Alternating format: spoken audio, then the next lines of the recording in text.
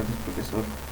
Hoy en este video le hablaré un poco sobre las partículas magnéticas, que es la unidad 3. Y bueno, las partículas magnéticas en todo caso es un método un ensayo no destructivo que sirve para la localización de discontinuidades superficiales y subsuperficiales en material ferromagnético.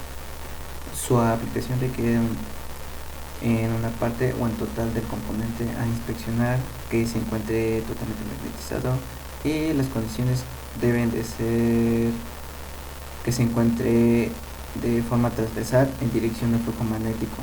Esto causará una fuga de campo. Y bueno, la superficie debe ser magnetizada, ya que se aplican finas partículas de hierro coloreadas que son atraídas hacia las fugas del campo magnético.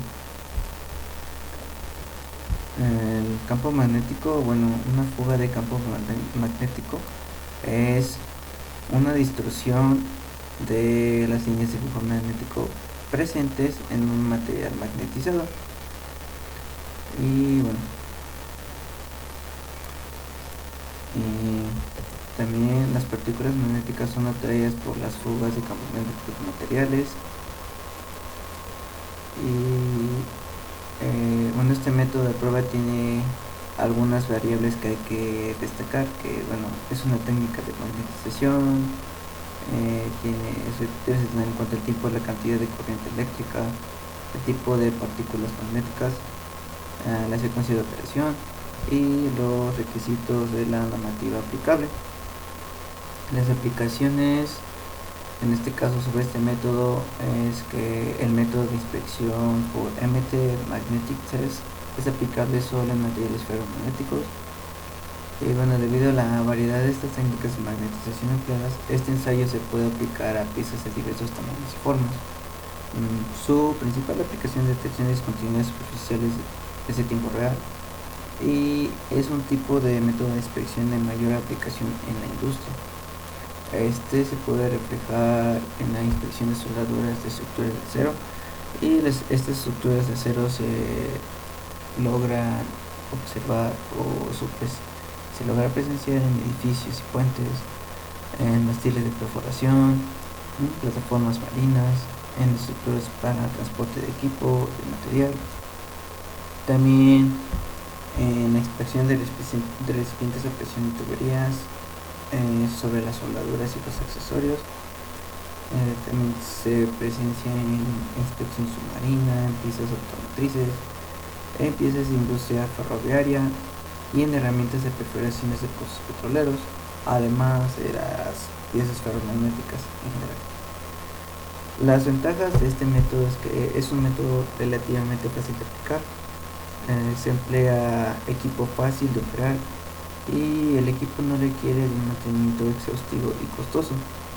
Es adecuado para detectar discontinuidades que se encuentran llenas de carbón, escorias u otros contaminantes que no pueden ser detectados por líquidos penetrantes.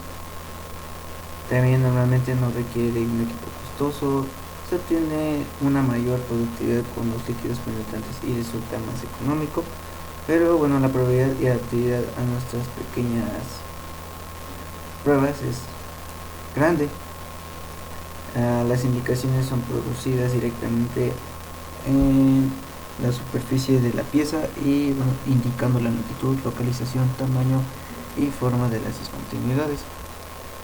Las desventajas de este método es que es aplicable solamente a materiales ferromagnéticos. Cualquier cambio brusco de la sección o de la forma de la pieza a examinar es susceptible de producir incondiciones no relevantes, y se requieren 2 o más magnetizaciones secuenciales con 90 grados de magnetización con respecto a la otra. También otras ventajas es que en algunas ocasiones después de la inspección se requiere desmagnetizar la pieza. Las técnicas de magnetización directa requieren medidas especiales de seguridad, y también existe el riesgo de inhalar partículas magnéticas secas, y las piezas o áreas de interés grandes no se tienden a inspeccionar por secciones. Algunos conceptos que rodean las partículas magnéticas es todo lo que está relacionado con el magnetismo, la relación que existe entre electricidad y magnetismo, la histeresis magnética y los materiales influenciados por campos magnéticos. Y bueno, los dominios magnéticos, en todo caso los materiales ferromagnéticos, obtienen sus propiedades magnéticas no solo porque son átomos y tienen momentos magnéticos, sino que también porque estos materiales se componen de pequeñas regiones conocidas como campos magnéticos o dominios magnéticos. Los materiales ferromagnéticos se magnetizan cuando son dominios que están alineados. Esto se puede hacer colocando el material en un fuerte campo magnético externo o haciendo pasar corriente eléctrica a través del material. Los dominios magnéticos pueden ser alineados también parcial o totalmente dependiendo de la magnitud del campo magnético externo o la cantidad de corriente eléctrica. Cuando todos los dominios están alineados, el material se dice estar magnéticamente saturado. Bueno, los dominios magnéticos pueden ser detectados mediante microscopía de fuerza magnética. Bueno, el magnetismo, sí, en su concepto, es una fuerza invisible que tiene la habilidad para hacer trabajo mecánico de atracción de materiales magnetizados a través de un imán.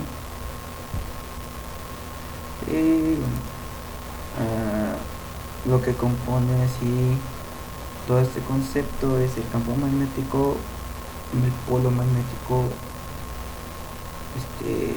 norte y sur, el imán y las líneas de flujo.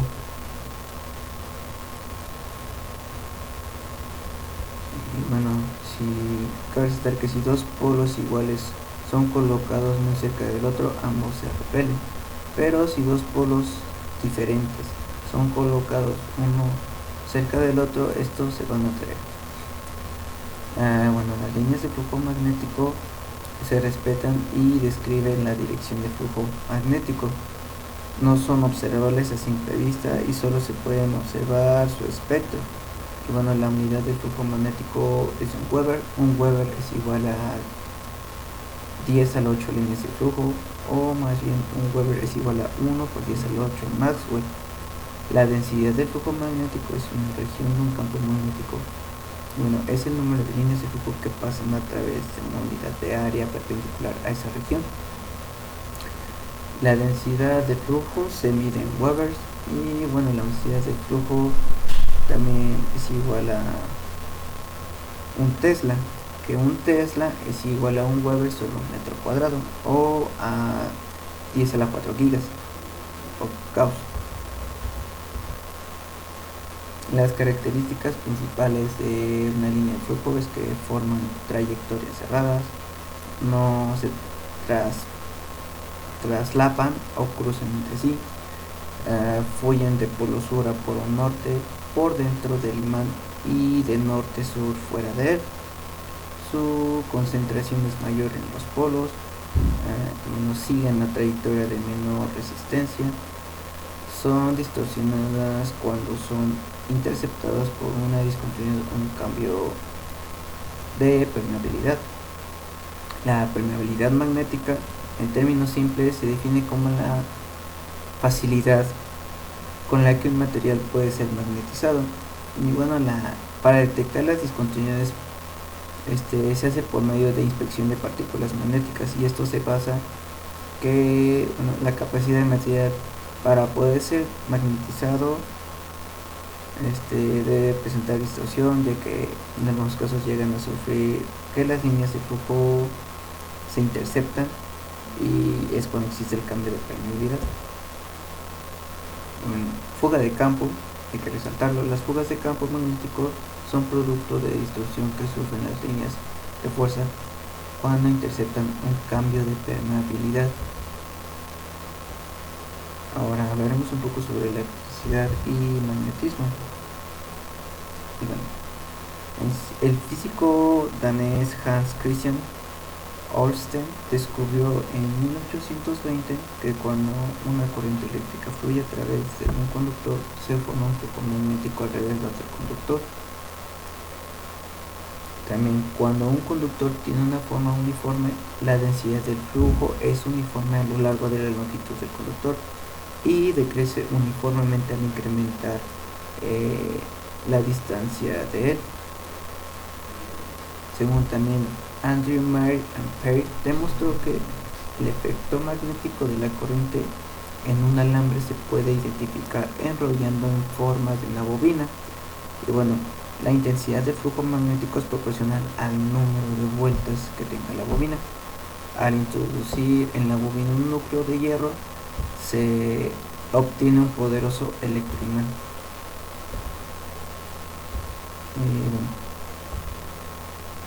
Esto también se puede basar en las reglas de la mano derecha y mano izquierda. Hablando un poco sobre la regla de la mano derecha, se basa en la antigua convención de que la corriente eléctrica fluye positivo o negativo.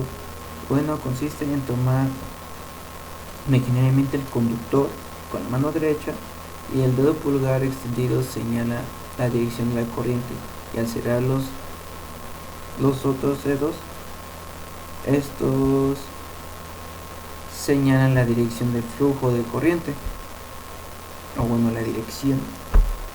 Y la regla de la mano izquierda se basa en la corriente de la teoría del flujo electromagnético, que es el negativo positivo.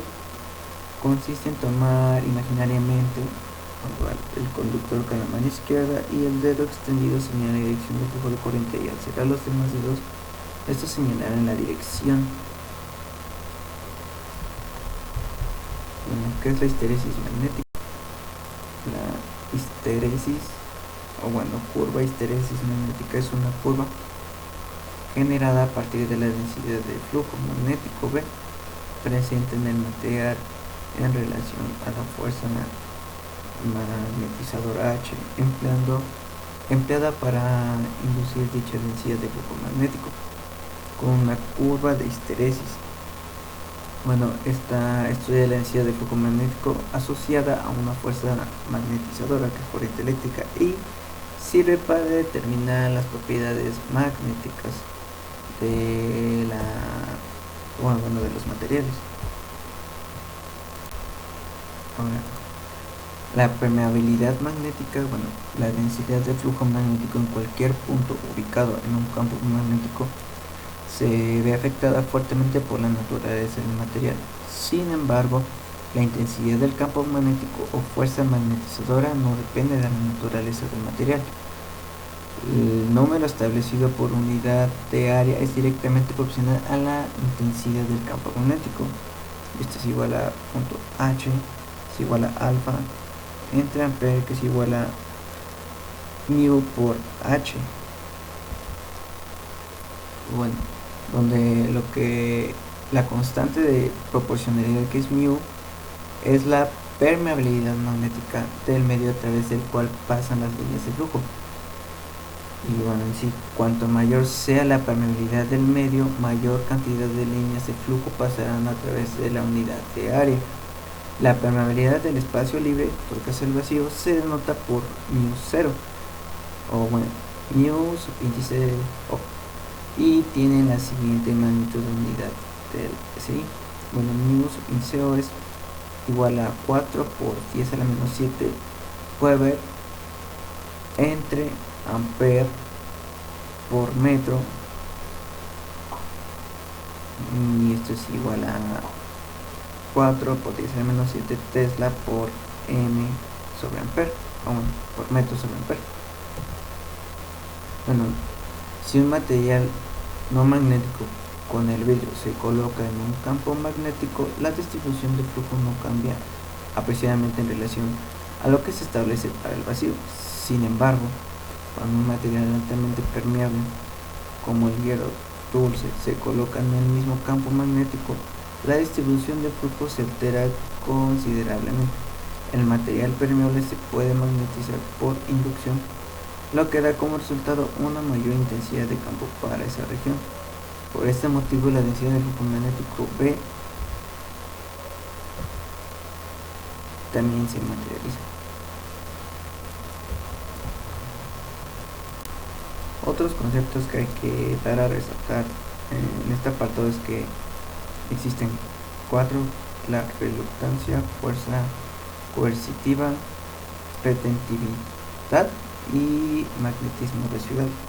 Bueno, la reluctancia es resistencia que opone un material a la creación de un flujo magnético.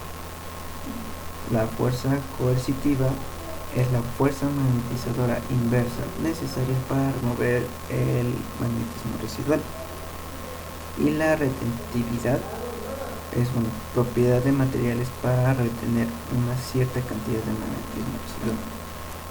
Y por último, magnetismo residual es cantidad de magnetismo que existe en el material aún después de suspender la fuerza.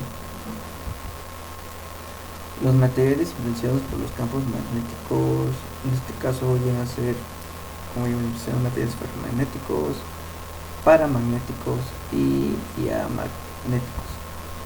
Los ferromagnéticos, en este caso, son fácilmente magnetizables, son fuertemente atraídos por un campo magnético, además que son capaces de retener su magnetización aún después de que la fuerza magnetizadora ha sido removida. Algunos ejemplos de este punto pues el hierro, níquel, cobalto, gadolinio, aceros al carbono y bueno, también inoxidables de serie 400 y 500. Los materiales paramagnéticos son débilmente atraídos por un campo magnético y tienen una mínima tendencia a la magnetización.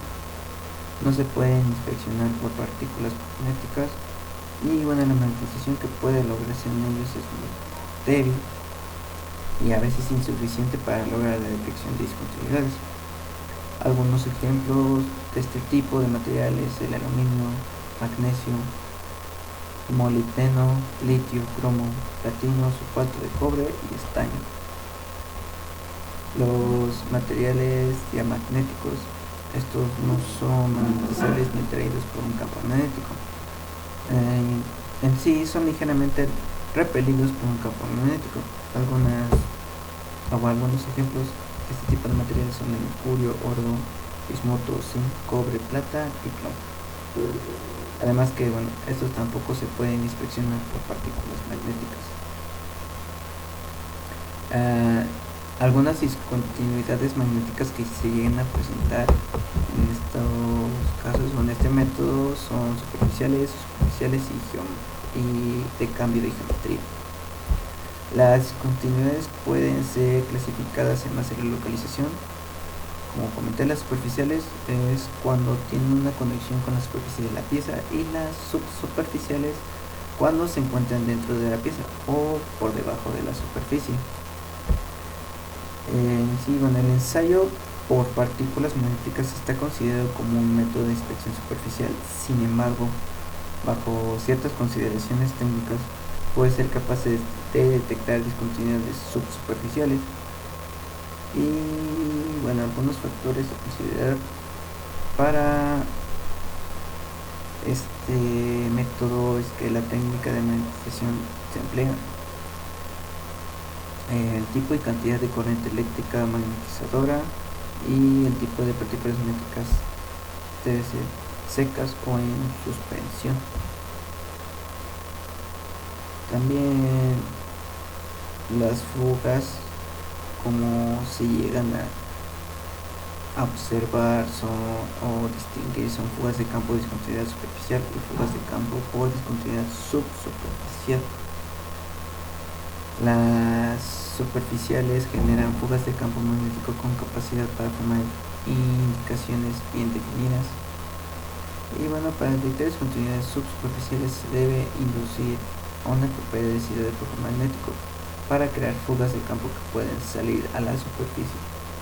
Pueden ser dos: densidad del flujo magnético insuficiente o flujo magnético adecuado. Los cambios bruscos en la geometría de las piezas también producen fugas de campo magnético y bueno, ignoran o generan indicaciones no relevantes. Un ejemplo son indicaciones no relevantes basadas por acumulación de partículas magnéticas en el cordón de soldadura con acabado irregular. Bueno, las técnicas de magnetización con corriente eléctrica, hay algunas que hay que mencionar, y también tipos de corriente eléctrica. Las técnicas de magnetización en este caso son directa o indirecta. La directa es que la corriente magnetizadora pasa a través de la pieza a inspeccionar, y la indirecta, la corriente magnetizadora fluye por un conductor secundario y la magnetización es por inducción. En el caso de la magnetización directa, es un disparo entre cables y entre puntos de contacto, y la otra es por un conductor central, bobina, perforadora o cable enrollado y un yugo electromagnético.